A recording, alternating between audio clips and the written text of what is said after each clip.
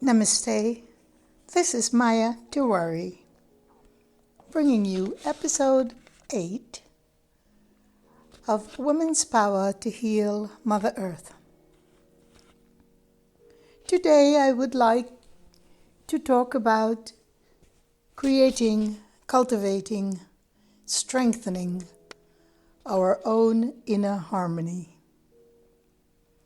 In essence, if we are able to take control of our mind to the extent that we can in order to keep it in sync with natural rhythms, devoid of negative thinking, or at the very least not building on negative thoughts, then we'll be able to care for our overall health in a much easier and more accomplished way. After almost 40 years of practicing and teaching Wise Earth Ayurveda, I've come to understand that unless we can take charge of a mind entrained in positive, harmonious thinking, it matters not how many vitamins, how much physiological immunity building herbs and other supplements we take.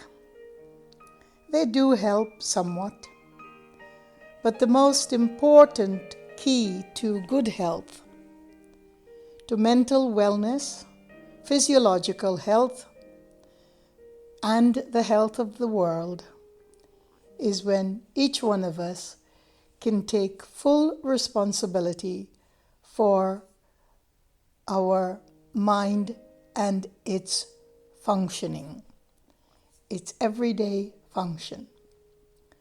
Now we know that we cannot control the mind entirely, nor should we try.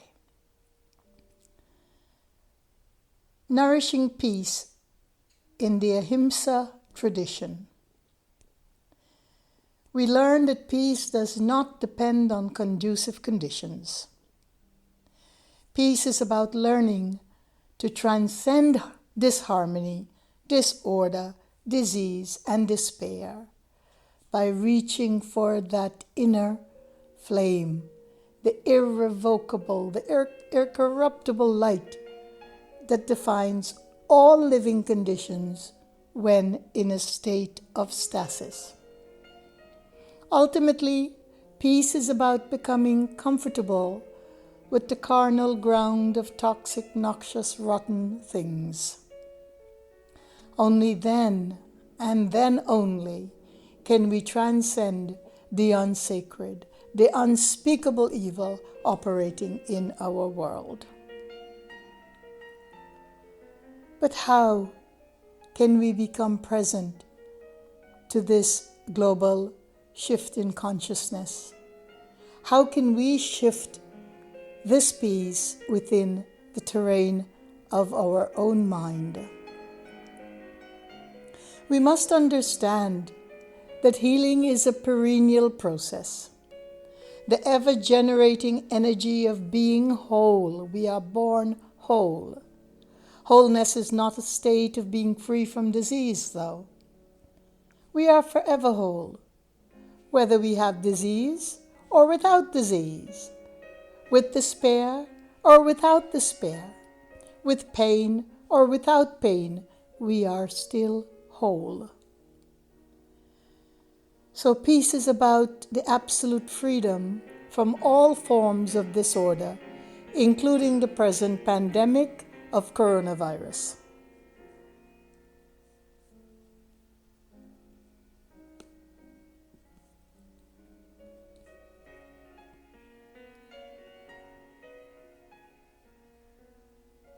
Although we cannot avoid omnious trajectories and the given forces behind them, we do have a way of reining in the mind to bring it into a state of mobility with harmony. The mind is faster than the speed of light. Therefore, it's also impossible to catch each and every thought. But when we are in the general area of negative thinking, we can catch it, and we can rein it in, and we can use a sankalpa, an intent, which I have put together called the vow of Ahimsa, which more than 1 million people have taken from my various tours around the world with the Peace Mandala. To engage in nourish peace, we must first heal the mind. Matters not what is happening around us. The surrounding environment will always have its vitiations, its impairments. It's not perfect existence. However, the path of Ahimsa heals the mind of peace. Ahimsa is more than non-violence. It is taking a quantum turn toward the place we never thought we can get to. That space of forgiving, of allowing ourselves to be humbled by the sheer volume of impossibilities that surround us. But you don't have to reach the maximum point of endurance to be humbled. For me, in my own experience of the last decade of being hunted and haunted by many unsalubrious, toxic things, I did go to the very edge of endurance to understand one simple thing, and that is, we are in charge of our peace. We are in charge of our inner harmony, no matter how much groups and others try to control our daily existence and lives. So much of it has been for me controlled and can be controlled by the outward forces. But how we respond takes us through an enormous journey of our own karmic resolutions, evolutions, and that which we need to bring attention to. But for each one of us, that journey is somewhat different depending on our own backgrounds and our own ways of traversing this journey. But as I said, Ahimsa is much more than nonviolence. It is about that very infinitesimal, minute turn toward the place of inner harmony, but often looks like a quantum leap into the absolute abyss of the unknown. Whatever it is not such a scary place as it may seem. It is, however, about letting go of whom we think we are, the ancestral past of wounds and glories, the unsacred that glares at us each and every day, the untoward goings-ons within our communities, our family, our homes, our countries. This quantum shift can happen immediately, instantly, at this very moment, if we can surrender to one overriding intent. And that I have put together in the vow of Ahimsa. And it goes like this. I take the vow of Ahimsa. I make inner harmony my first priority. I take the vow of Ahimsa in my thoughts, speech, and action. Now this becomes the lens. It has been the lens for me for many, many years. Some 20 years before I became a target of very unsacred things. But because it was already entrained in my daily mind, it made my journey through a most arduous and torturous to some extent decade, it made that journey doable. I was able to survive that journey because in the mind, without my saying so, without my bringing it even more to conscious awareness, the vow had a melody, a rhythm, and a repetition of its own. This is what happens in sankalpa. Sankalpa, the Sanskrit word meaning intent. But it's way more than intent or sacred intent or personal intent. It is an oath we take with the universe that adds to the reality and truth of our beingness and our birth.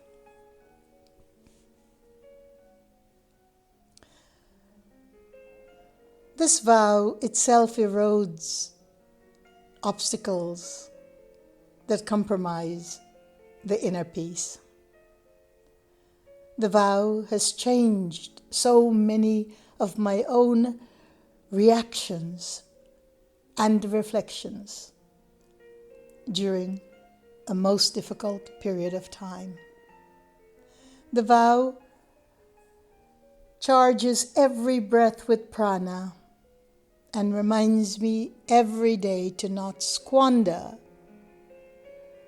the wisdom of inner harmony, and to be careful of my words and my thoughts and my action.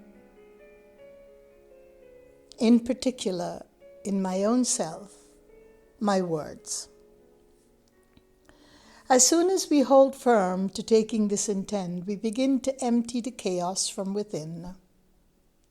Self-alignment begins, revealing hidden caverns of desires and fears, angst and weakness and hurt, insecurities that we try to hide from the world for fear of being judged. And of course we are being judged.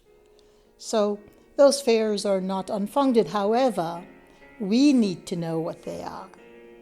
Through the waking state and dream state, revelations of the unresolved bewray themselves. Sometimes they may be overwhelming. Sometimes we may feel like disappearing, like dust into the earth. But then, bit by bit, the illusory presence of these fears and weaknesses and angst begin to crumble. The heart becomes freer, and we are given an opportunity to heal. Successful outcome of healing is to realize that our natural state of peace does not come in a pretty package. It is critical to be present in the process of healing, however unexpected and challenging these junctures may be. The process is often hard to face because it is not pretty.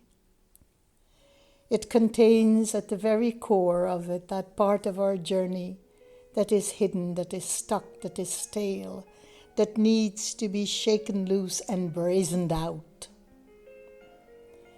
Gosh, if we are able to face that part of our journey which is hidden, if we are able to unwrap it and say, I must do this, then we open spirit to find resolve. Let us then together invoke and evoke the power of the vow of Ahimsa, or what is called in Sanskrit, the Ahimsa Vrata. Challenges are plentiful, solution is simple. It is the same for all of us. Nourish peace. And by untethering the mind and doing the difficult work to create harmony within Ahimsa, just by being honest with ourselves, just by letting go, just by making that small, minute quantum shift from the mind of I can't do this, from the mind of I don't feel that I have the courage. I don't want to do this.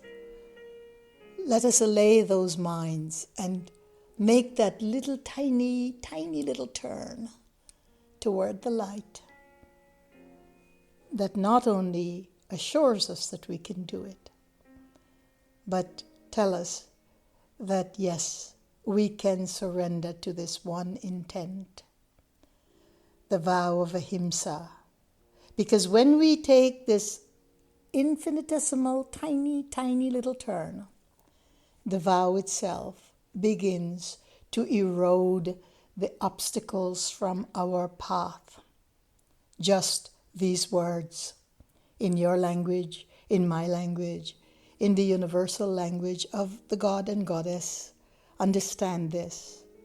Words are irrelevant when it comes to understanding that it is the intent behind our words that form the healing, the blissful occasion to change what has been unchanging for generations behind us. I take the vow of Ahimsa. I make inner harmony my first priority. I take the vow of Ahimsa in my thoughts, speech, and action. So be it. Tatastu. Peace be your journey as well.